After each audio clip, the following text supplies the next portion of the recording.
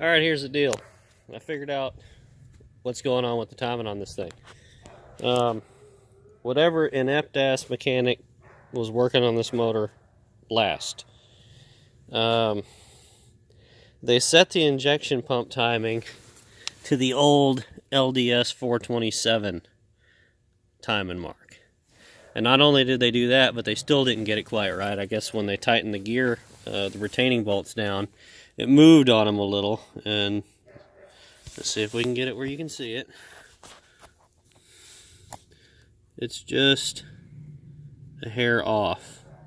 Of course, it's not going to focus on anything but that fucking fitting.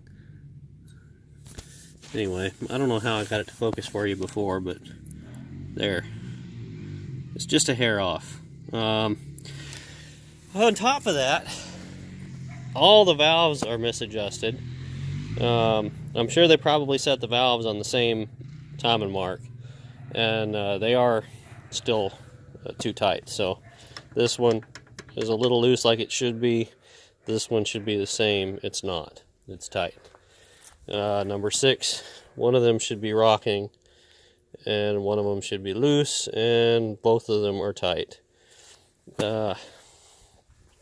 That's the best I can figure. So I'm going to have to redo all of this shit.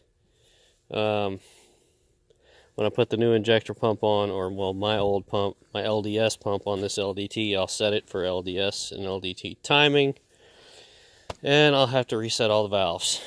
No big deal. It just really threw me off because I expected it to be right, or at least close to right, and it wasn't anywhere near it. So, lesson learned. Keep an eye out for that, guys. If you're messing with these motors, don't just assume they're right when you get them. Obviously, they're not always right. And on top of that, I wanted to show you something else, is the valve covers. When they put them on, they tightened them down so much that they actually deformed everything and broke through the sheet metal. There's no way these valve covers will ever seal again. I actually had to pry this one off with a pry bar because the nut was down in it so far that you can't get a socket on it or anything. So I took all the rest of the bolts out, and I had to just pry it up and break it off, that last little ear. Same thing with that one. They did the same thing on that one. Luckily, 2 valve covers that are on my old motor are completely undamaged. They're not, as you can see, they're not deformed at all because I'm not a dumbass that over tightens my valve covers.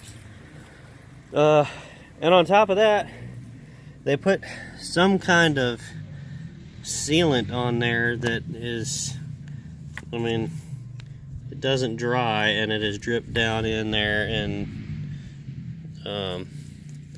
I don't know. There's really no reason to put shit like that on. Look at this. Look at that. That end up on the oil pickup screen or in an oil galley somewhere, and this motor will be toast just like the others. So, no reason for stuff like that except ineptitude. So, don't put stuff like that on your valve covers.